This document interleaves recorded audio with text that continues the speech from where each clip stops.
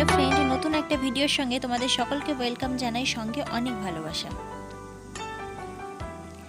আজকে দুপুর থেকে আমি আমার ভিডিওটা স্টার্ট করে দিয়েছি। দেখতে পাচ্ছ মোচা কেটে রেখেছি। মোচাটা খেতে কিন্তু বেশ ভালো লাগে, কিন্তু কাটতে কারোরই ভালো লাগে না, আমার কেন, তাই না? তো তোমরা অবশ্যই কমেন্টে জানাও যে তোমাদের মোচা খেতে কেমন লাগে, মানে কতটা ভালো লাগে। আমার কিন্তু মোচা খেতে বেশ ভালোই লাগে, খারাপ লাগে এটা বলতে পারবো না।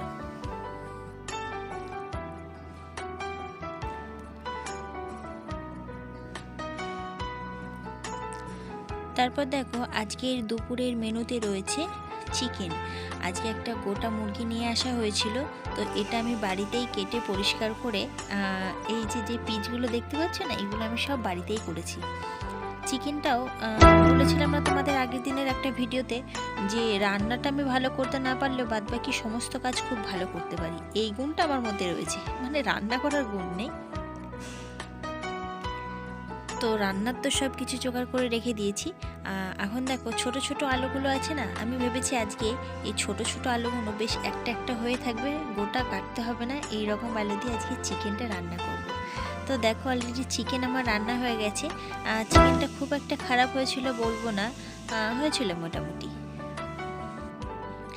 আজকে দুপুর বলছি কেন, বিকেল গড়িয়ে প্রায় সন্ধে হব দেখো রিমাদি এসছে আমার সঙ্গে দেখা করতে। তোমাদের বলেছিলাম না, রিমাদি যখনই বাবার বাড়িতে আসে একবার হলেও ঠিক আমার সঙ্গে দেখা করতে আসে, যদি না কোনো ব্যস্ততার চাপে পড়ে যায়। তো আমরা অনেক গল্প করছিলাম, তো বলছি যে স্ক্রিনের ওই ছবিটা লাগানো হয়েছে কম্পিউটারে, এই বিষয়ে। আর রিমাদি তো আমাকে হেভি বলছে যে খুব ভালো হয়েছে, কিন্তু আমি জানি একদম ভালো হয়নি। তো দেখো আমাদের পুচকুটার জন্য রিমাদি খাবার নিয়ে এসছে অনেকগুলো। তো ছেলে ঘুমাচ্ছিল তাই নিজের হাতে দিতে পারিনি। খাবারগুলো পেয়ে আমার ছোট্ট বাবান সোনা কিন্তু প্রচুর পরিমাণে খুশি হয়েছিল জানো।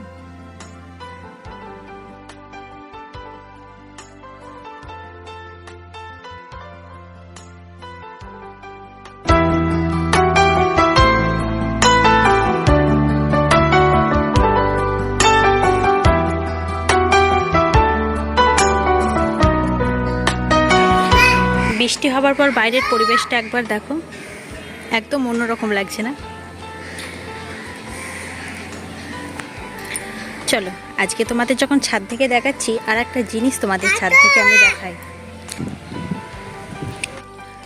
Hello friend, welcome back to our channel. Roman আছে তোমরা, আশা করি অনেক ভালো আছো। আর আমাকে দেখে বুঝতেই পারছো আমি অনেক ভালো আছি। তার কারণটা অবশ্যই তোমাদের জানাবো যে কি কারণে আমি আজকে এতটা ভালো আছি।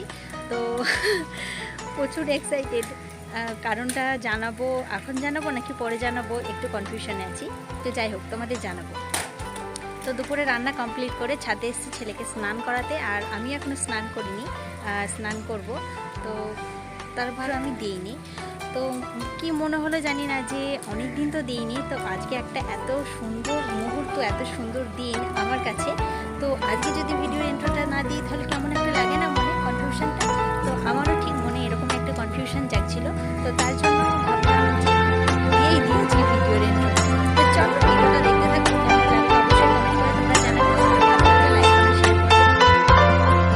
চলো দুপুরে খাওয়া দাওয়ার পর তোমাদের আবার নিয়ে চলে এসেছি ছাদে। তো দেখো খুব সুন্দর একটা পরিবেশ দেখতে পাচ্ছ তোমরা, মানে সকাল থেকে মেঘলা মেঘলা ওয়েদার ছিল, অবশেষে রোদের দেখা পাওয়া গেছে। এই মানে দুটোর পর থেকে বলতে পারো। তো তার দেখো রোদ দেখে আমি আর মানে স্থির হয়ে থাকতে পারলাম না। এগুলো কাঁচা কমপ্লিট ছিল না, ভাবলাম কেচে ধুয়ে দিই। আর বাদ বাকি যা ছিল সেগুলো দেখো ছাদে সমস্তটা মেলে দিয়েছি।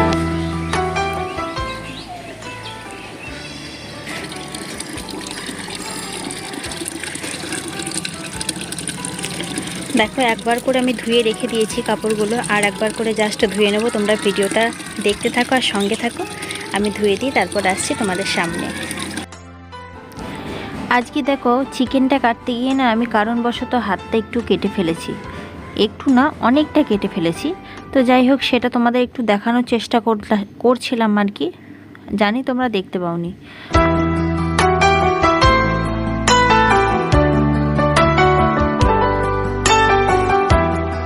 করতে করতে আমার এদিকে জামা কাপড় কাচা কমপ্লিট হয়ে গেছে, মেলে দিয়েছি। এবার বালতির জলটা ফেলে দিয়ে আমি বালতিটা নিয়ে নিচে চলে যাব। আর আমি মনে হয় না এই বালতিটা আমি ইউজ করব না, কারণ এই বালতিটা আমাকে আমার বাবা কিনে দিয়েছিল।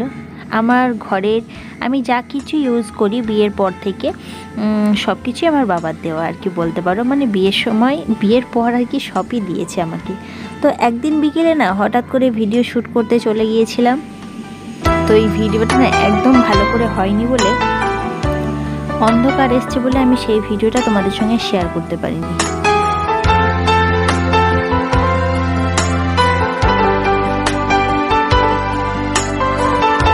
ক্যামেরাটা হাতে ধরতে দিয়েছিল, তারপরে বললো দাও তোমাকে একটা ছবি তুলে দিই। একটা ছবি তোলার জন্য জাস্ট ওই ক্যামেরাটা হাতে। তারপর হঠাৎ তো চলে গেছি তারপরের দিন শপিং মলে শপিং করতে। কিন্তু কেন দুর্ভাগ্যবশত শপিং মল থেকে ফিরে আসতে হলো শপিং না করেই বলো তো। তো ওদিকে গাড়ি পার্কিং করছে, গাড়িটা দাঁড় করাতে গেছে, আর আমি এদিকে তোমাদের সঙ্গে দেখালাম। তো চলো এখন ছোট ছোট পায়ে ঢুকে পড়ছি ভিতরের দিকে। আর এইখানে না আমার একটু ক্যামেরাটা বার করে ভিডিও করতে কেমন একটা লাগে, কত মানুষ থাকে। ওই জন্যে না আমি খুব একটা ভালো করে তোমাদের দেখাতেও পারছি না, কোনো রকমে ক্যামেরাটা অন করে দেখাচ্ছি। এখানে যে জিনিসগুলো রয়েছে তার ভেতরে একটাও আমার পছন্দ হয়নি। তারপরে দেখো চলে এসেছি তারপরের দিনের ভিডিও। তোমরা ভাবছো না বাবা আমি আবার কত দিনের ভিডিও শেয়ার করছি।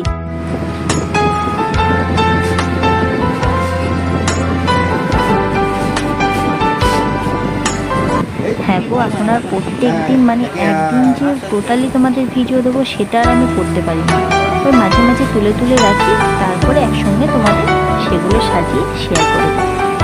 তো ছেলেকে এখন চুল কাটাতে নিয়ে গেছি, যে আমি ভিডিওটা আমি করেছি, কারণ ছেলে তো একা একা চুল কাটতে যাবে না বাবার সঙ্গে, তার জন্য মাকে তো যেতেই হবে।